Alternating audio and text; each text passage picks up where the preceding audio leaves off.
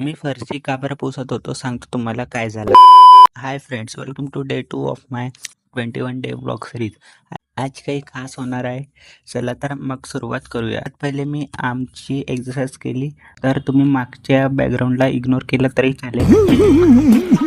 तेवढ्यात मग आईने आवाज दिला फरशी पुस म्हणे. तर आईच्या समोर काही बोलू शकतो का, ते तर तुम्हाला माहीतच आहे. तर मी पटकन फरशी पुसली आणि मग स्वयंपाक खोलीत बघतो तर काय आई पोहे बनवत होती. मस्त कांदे टमाटर वगैरे कापले हे बनवत आहे. तर तोपर्यंत मी तुम्हाला एक गोष्ट सांगतो का, आईचेही स्वप्न होतं की रेसिपीवाला युट्यूबवर व्हिडिओ बनवायचे म्हणून, पण ते काही कारणामुळे झाले नाही.